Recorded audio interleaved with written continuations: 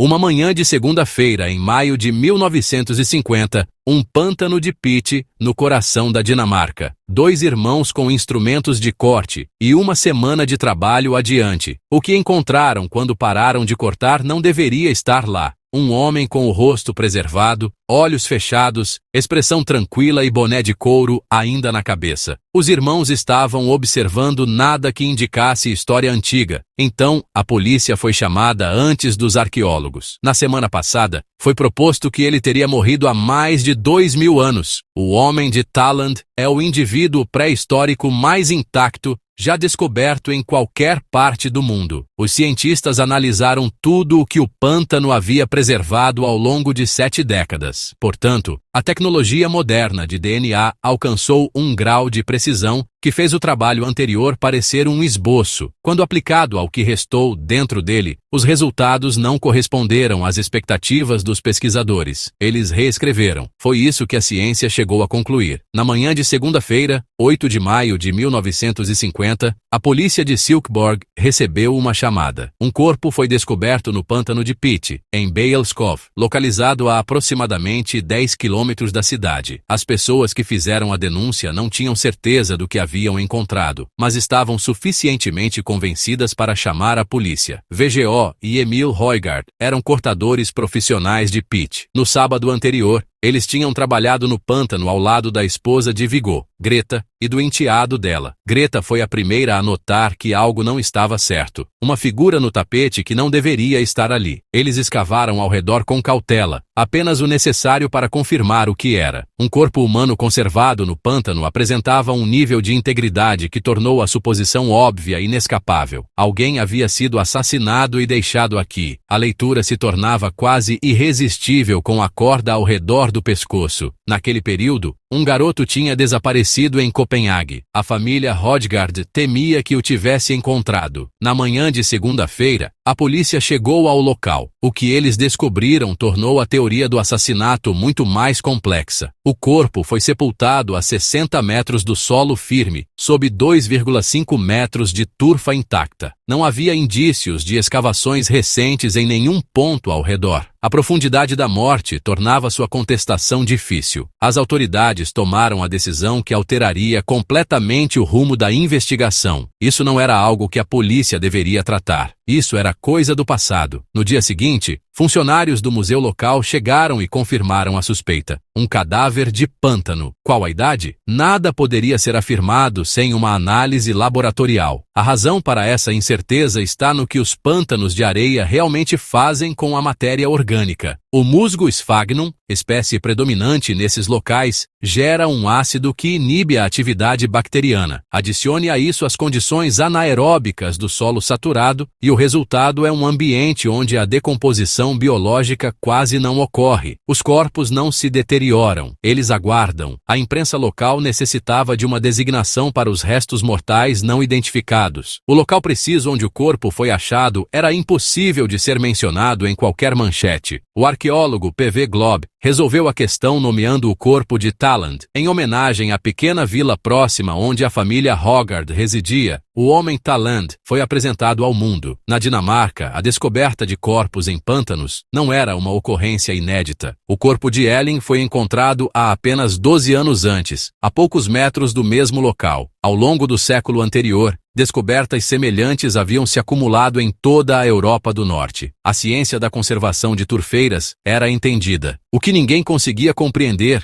nem mesmo aqueles que já haviam trabalhado com corpos em pântanos, era o estado deste. Seu nariz preservou a forma original. Suas pálpebras não tinham se recolhido para dentro das órbitas. Era possível ver as rugas em sua testa. Seus cabelos estavam lá. Seu queixo ainda apresentava os mais sutis indícios de barba por fazer. Corpos encontrados em pântanos, mesmo os que estavam bem preservados, apresentavam a aparência que de fato determinou. Restos antigos, tecido mumificado estendido sobre um esqueleto claramente humano, porém, indiscutivelmente falecido há muito tempo. O homem de Talland não parecia assim. Ele parecia um homem que havia se deitado no curral na tarde anterior e ainda não havia sido perturbado. Esse foi o aspecto que chamou a atenção de todos que o observaram. Não a corda, não a profundidade, mas a face. O problema era urgente, e não havia uma solução definida. Nunca se conseguiu retirar com sucesso um espécime dessas condições de um pântano. Todas as tentativas anteriores de recuperar um corpo intacto de um pântano implicaram concessões, danos ou deterioração irreversível, consequência da transferência de um objeto antigo para um ambiente no qual ele não está mais preparado para sobreviver. A exposição ao ar livre, variações de temperatura e o manuseio de qualquer um desses elementos poderiam desencadear um processo de deterioração que os 2000 anos de Pitt haviam mantido sob controle. A questão não se resumia apenas a como movê-lo. O desafio era como transportá-lo sem comprometer o que o pântano havia mantido intacto por 2 milênios. Existia um precedente instrutivo. Por ordem real, a cicatriz da mulher descoberta em Harold, em 1835, foi retirada de forma intacta. O rei Frederico VI acreditava, de forma equivocada, que os restos mortais eram da rainha Gunhild da Noruega e determinou um tratamento digno da realeza. A preservação cuidadosa foi uma consequência acidental dessa identificação equivocada da realeza. Em 2000, ao reanalisarem-na com tecnologia não disponível em 1835, os cientistas ainda foram capazes de identificar o conteúdo de seu estômago, amoras e painço sem casca. Ela havia vivido cerca de 1500 anos antes da rainha com a qual foi confundida. Porém, o pântano preservou os detalhes de sua última refeição durante todo esse tempo. O homem de Toland foi retirado sem que ninguém o tocasse de forma direta. Os funcionários do museu e os irmãos Hodgward cavaram ao redor do corpo, até que este estivesse em uma plataforma elevada acima de Pitt. Uma caixa de transporte foi montada ao seu redor. Inicialmente, as laterais foram instaladas, seguidas pela inserção das tábuas por baixo, uma a uma, para compor a base, e por fim, a tampa foi colocada. Ele chegou ao Museu Nacional de Copenhague ainda revestido pela mesma armadura de petesano que o envolvia desde a Idade do Ferro. O exame que se seguiu foi difícil. Pitt foi removido de forma fragmentada para prevenir danos. O que foi descoberto confirmou a avaliação inicial, mas também trouxe complicações adicionais. A cabeça era notável. O corpo não apresentava uniformidade assim. O lado esquerdo, que estivera exposto no pântano, apresentava sinais de decomposição parcial. A maior parte dos braços e das mãos estava esqueletizada. O lado direito do rosto apresentava uma condição significativamente melhor, com a pele preservada em quase toda a sua extensão. Na cabeça, um boné de material sintético. 8 pedaços de pele de carneiro costurados com a pele voltada para dentro, com 2 tiras para o queixo para segurá-la no lugar. Ele usava um cinto de couro de boi na cintura, senão, nada. A composição química do pântano foi a razão pela qual as roupas não foram encontradas. Uma túnica de fibra vegetal, considerada a vestimenta mais comum para um homem de sua época, não resistiria em um ambiente ácido. O couro foi o responsável por isso. O boné e o cinto estavam presentes devido à persistência do couro. O que sobrou havia se dissolvido. Sua morte por ágata foi confirmada por meio dos dentes, aderências cranianas e indícios iniciais de costocondrite, o que justifica o envelhecimento biológico mais acelerado do período. A previsão ficou na faixa de 30 a 40 anos. Na época da escavação, ele media 161 centímetros de altura, sendo mais alto em vida antes de ser comprimido pela pedra. Os raios X revelaram que o interior permaneceu quase tão intacto quanto o exterior. Órgãos existentes, comprimidos pela pressão, porém existentes. Cérebro preservado estruturalmente, embora reduzido devido à perda de umidade. Em seguida, o estômago. 250 ml de conteúdo recuperado. Um mingau feito de cevada, linhaça, erva de bicho, aveia e uma planta conhecida como ouro do prazer. A última refeição foi realizada de 12 a 24 horas antes do falecimento. Posteriormente, um arqueólogo britânico a reconstituiu para um programa da BBC. Ele simplesmente o considerou repugnante. A corda ao redor do pescoço dele não estava lá por acaso. Essa foi a razão. Ao longo das décadas após sua recuperação, diversos especialistas forenses examinaram o homem de Toland, utilizando sucessivas gerações de técnicas analíticas analíticas nos mesmos restos mortais, e sempre chegaram à mesma conclusão. Ele tinha sido enforcado. A língua mostrava distensão compatível com asfixia. Os peritos forenses chamam de queda curta o método empregado, sem altura, sem impulso, sem estalo no pescoço. A morte aconteceu quando a corda se tensionou no ar e cessou. Demorou. As vértebras cervicais estavam preservadas, o que é ocasionalmente utilizado como um contra-argumento. Não deveria ser dessa maneira. A noção de que o enforcamento sempre resulta na quebra do pescoço é contemporânea e foi influenciada pelo método da queda longa, implementado em séculos posteriores com o objetivo específico de agilizar a execução. A queda prolongada foi projetada para velocidade. A queda não foi breve. Quando o condenado era baixado em vez de jogado, a asfixia cumpria sua função e as vértebras permaneciam preservadas. A intactude do pescoço do homem de Toland não refuta a hipótese de enforcamento. São precisamente compatíveis com o tipo de enforcamento realizado em sua época. O como estava resolvido, o porquê não. Tácito, o historiador romano, descreveu as tradições tribais do norte da Europa cerca de 400 anos após a morte do homem de Toland. Seus informantes eram comerciantes romanos que haviam passado por essas regiões e voltado com relatos. Ele documentou que comerciantes, covardes e aqueles que chamou de fornicadores antinaturais eram lançados na lama dos pântanos, sob cercas de vime. A passagem é clara e detalhada. Ademais, está a 4 séculos de distância do indivíduo em questão,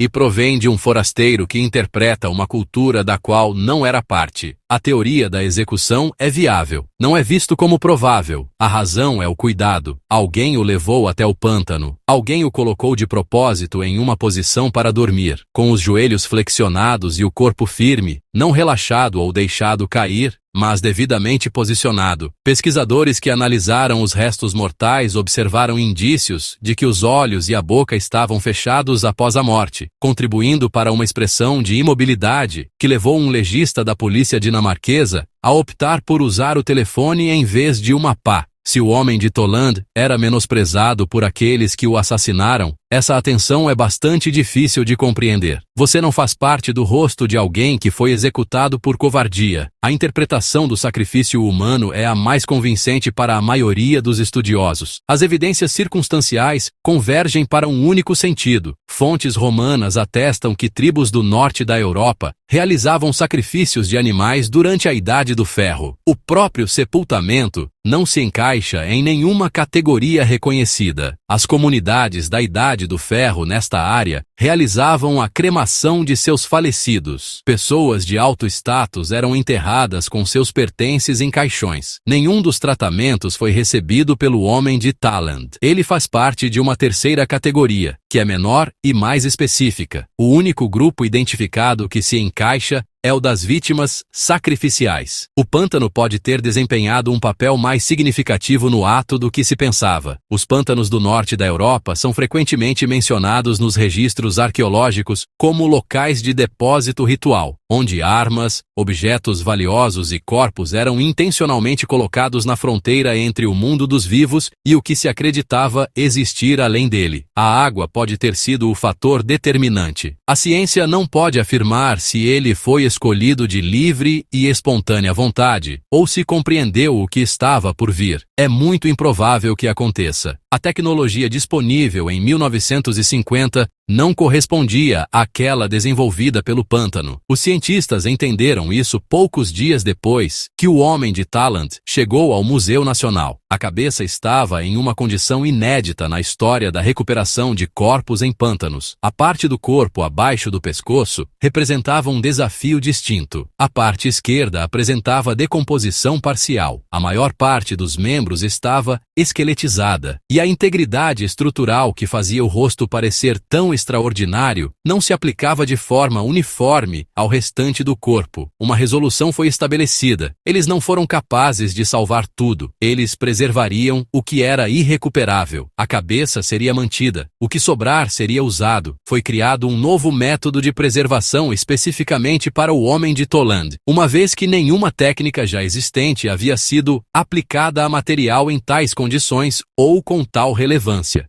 O processo foi realizado em etapas. Não era possível remover a água do pântano que saturava o tecido sem que as células colapsassem. Em cada fase, algo precisava substituí-lo, preservando a estrutura enquanto a composição química mudava. O álcool deslocou a água do pântano. Um líquido de dissolução conhecido como tolueno substituiu o álcool. Toluol foi substituído por parafina líquida. A cera de abelha derretida só pôde ser adicionada após a finalização dessa etapa. A cera integrou-se à estrutura celular e substituiu a parafina, preservando a geometria exata do rosto em um meio que não encolheria, rachasse ou continuasse a se decompor. A cabeça saiu do processo com uma redução de 12% em seu tamanho original. Essa diminuição foi o custo da permanência. O rosto exposto atualmente no Museu de Silkeborg, que já provocou lágrimas em adultos e fez outros se afastarem do vidro, é o rosto do pântano, menor do que era em vida, porém preservado em todos os demais aspectos. Esse processo não foi aplicado aos membros e ao tronco. Eles foram desidratados, fracionados e enviados a instituições de pesquisa e museus para análises e estudos de autópsia. Para fins de compreensão, o homem de Toland foi desmontado. Décadas transcorreram. Na década de 1980, os pesquisadores optaram por uma remontagem completa. O que se seguiu foi uma curiosa busca arquivística em várias instituições, rastreando os vestígios da vida de um homem que fora dividido em nome da ciência. A maior parte do material distribuído foi, por fim, localizada e recuperada. Tudo foi contabilizado, com exceção dos órgãos internos e de um dedo do pé direito. O dedo do pé continuou ausente até o ano de 2016. No mesmo ano, o Museu de Silkeborg recebeu uma ligação de uma mulher chamada Bente Bruchen Christensen. Ela possuía o dedo do pé. Nos anos posteriores à descoberta, seu pai, Borg, atuou na pesquisa de preservação. Bente recordou-se de sua infância quando tinha um pé inteiro mergulhado em um pote de líquido azul que ficava sobre a mesa do pai. Ele guardava o dedo do pé em um frasco menor que costumava carregar consigo e, de vez em quando, levava para a mesa de jantar. Depois de sua morte, a viúva dele conservou o frasco. Finalmente, passou para Bente. Ela restituiu. Os testes confirmaram que a prótese era idêntica à que estava no pé direito do jogador de Toland. A carroceria restaurada não apresentava condições apropriadas para uma exibição pública. A figura apresentada em Silkeborg é uma cópia reconstruída com base em registros minuciosos. A cabeça ao lado não está presente. Os órgãos internos ainda não foram encontrados. O museu gostaria de se comunicar com você caso encontre um recipiente contendo órgãos mumificados da Idade do Ferro. 70 anos de exames físicos resultaram em um retrato minucioso. Idade no momento da morte, causa do falecimento, última refeição, forma de conservação, contexto ritualístico, classe social. Cada uma dessas descobertas demandou a tecnologia mais avançada de sua época, implementado de forma paciente ao longo de várias gerações de pesquisadores. Assim, a análise de DNA antigo alcançou um grau de precisão que fez com que tudo o que veio antes parecesse apenas uma preparação. Ao ser aplicado ao homem de Toland, o resultado não trouxe novas informações ao retrato já existente. Eles adicionaram uma dimensão que o exame físico não é capaz de atingir. Eles o incorporaram a uma narrativa humana que se estende em ambas as direções ao longo do tempo. Não é uma tarefa fácil obter sequências genéticas utilizáveis de uma amostra submersa por 2.400 anos. O DNA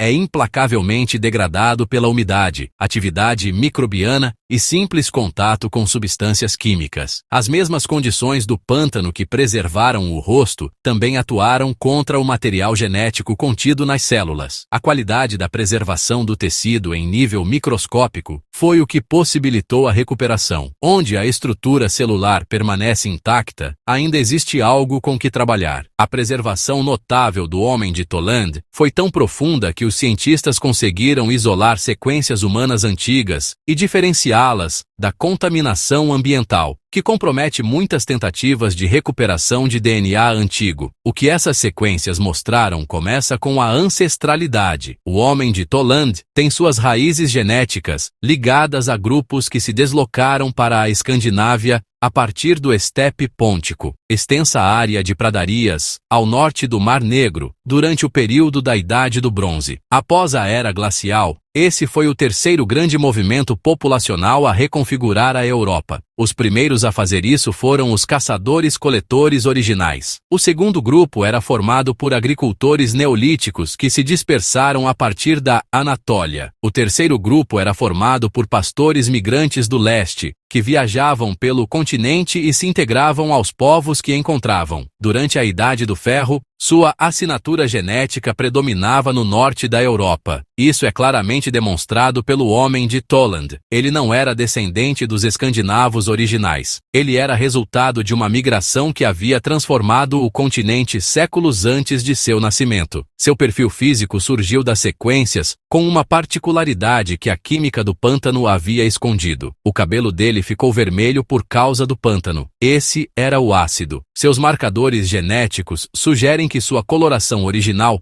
era provavelmente mais clara, o que está em consonância com a mudança populacional, que por meio de migração gradual, levou à redução da pigmentação para o noroeste da Europa. É provável que seus olhos fossem claros. O rosto que encantou todos os visitantes de Silkeborg era, quando vivo, bastante distinto da imagem bronzeada e escurecida resultante do processo de preservação. Um dos marcadores tinha um sentido especial. O homem de Toland tinha a variante genética da persistência da lactase, que permite a digestão de leite na fase adulta. Esse traço foi disseminado pela Europa ao longo das migrações e é atualmente frequente nas populações do norte do continente. Sua presença em seu genoma o insere diretamente nessa linhagem, permitindo que ele se alimente e metabolize de formas que seus antecessores caçadores-coletores não eram capazes. Também foram encontrados indicadores de vulnerabilidade a doenças, entre os quais se destacam predisposições genéticas a condições que continuam a ser prevalentes nas populações escandinavas atuais. A conexão entre seu genoma e as pessoas que habitam o pântano atualmente não é simbólica, é quantificável. As sequências foram analisadas em comparação com outras amostras genéticas da Dinamarca da Idade do Ferro. O homem de Toland não era uma exceção, ele era emblemático. Seu DNA não apresenta o perfil de um desconhecido nem de uma anomalia. Trata-se do caráter do seu povo, que se preservou ao longo das gerações que sucederam os dinamarqueses. O DNA não esclareceu o motivo de sua morte. Essa questão continua no mesmo lugar de sempre, no espaço entre a evidência e a inferência, habitado por historiadores romanos que escrevem 4 séculos depois, e por padrões arqueológicos que indicam uma direção sem alcançar um destino. O que o DNA determinou foi a questão de sua identidade, não o seu nome, nem sua função, nem os detalhes específicos daquela manhã em que o levaram até a água, mas sim o seu papel na história da humanidade. Essa é uma resposta distinta e, em certos aspectos, mais duradoura. Ele era um indivíduo totalmente contemporâneo, geneticamente idêntico, em qualquer aspecto biológico relevante, a uma pessoa viva atualmente na mesma área. As migrações ancestrais já haviam sido finalizadas. Estava presente a mesma estrutura cognitiva fundamental, a persistência da lactase, que possibilita a um indivíduo contemporâneo consumir leite sem efeitos adversos, estava presente em seu genoma. Seu genoma já continha as predisposições a doenças que são evidenciadas nas estatísticas médicas escandinavas atuais. A diferença entre a biologia dele e a nossa não é o grande abismo primitivo que a expressão Idade do Ferro sugere. É irrelevante. Ele era semelhante a nós, utilizando o mesmo hardware, há 2.400 anos. Sua refeição mais recente corrobora essa interpretação. Cevada, semente de linho, grãos cultivados e sementes de variedades de plantas cultivadas. Isso não se tratava de coleta de alimentos. Trata-se de uma agricultura planejada e intencional, que gera uma dieta que demanda plantio, cultivo, colheita e processamento antes de ser consumida pelo homem, processo que ocorre de 12 a 24 horas antes de sua morte. A sociedade que criou o homem de Toland já funcionava em um estágio de organização agrícola e social que o termo primitivo não consegue englobar. Sua morte, independentemente da causa, não foi caótica. As evidências ao seu redor descrevem a estrutura. A corda foi utilizada com a consciência de seus efeitos. Ele foi conduzido a um local particular, um pântano que possivelmente tinha importância ritual para a comunidade que o utilizava. Ele foi cuidadosamente colocado em uma posição que dizia, até agora, como uma demonstração intencional de serenidade e não de rejeição. Ele ainda usava um boné e mantinha os olhos fechados. Depois do ato, alguém se preocupou com os pormenores de como seria encontrado, como mentiria, ou o que levaria consigo, independentemente do que acontecesse a seguir. Esse não é o comportamento de indivíduos desprovidos de sistemas de crenças. Refere-se ao comportamento de indivíduos cujos sistemas de crenças eram suficientemente estruturados para demandar cerimônias, conferir significado a corpos d'água específicos e diferenciar entre os mortos que foram cremados, aqueles que foram enterrados com seus pertences e os que foram destinados ao pântano. As categorias já estavam presentes. O homem alto foi colocado em um deles de forma deliberada. O DNA o liga ao futuro. As sequências que atravessam seu genoma também circulam entre a população que habita nas proximidades da boneca de Beelzebub. Atualmente, ele não é um vestígio de uma população extinta. Ele é um precursor de um contínuo. O corpo foi conservado pelo pântano. A biologia foi lida pela ciência. Juntos, eles alcançaram o que 7 décadas de exame físico isolado não conseguiram. Não somente uma figura do passado, mas também um lugar em uma genealogia. Um homem que já existe, em todos os aspectos biológicos relevantes, na modernidade, em um mundo que já estava, em todos os aspectos sociais evidenciados, estruturado. O mistério é a corda ao redor do pescoço dele. Todo o restante é familiar. Volte para o rosto que levou um legista da polícia dinamarquesa a pegar o telefone antes de concluir a análise do que estava observando. O rosto que já fez visitantes de museus interromperem sua caminhada, emocionou adultos até as lágrimas e fez outros simplesmente desviarem o olhar. Durante 2.400 anos, o pântano o preservou, mesmo com as mudanças drásticas que tornaram o mundo acima dele irreconhecível. O DNA não o fez mais distinto. Isso o fez mais específico. Isso o colocou em uma migração, em uma linhagem e em um grupo que já cultivava a terra, se organizava e realizava cerimônias. Suficientemente complexo para requerer cerimônia, intenção e atenção ao que ocorre após a morte. Ele não estava à frente de algo que acabaria se transformando na civilização humana. Ele já se encontrava lá dentro. O pântano conservou o rosto. A ciência desvendou o que havia por trás disso. O que ambos mostraram não foi um homem primitivo de um mundo desconhecido. Ele era um homem desta cidade.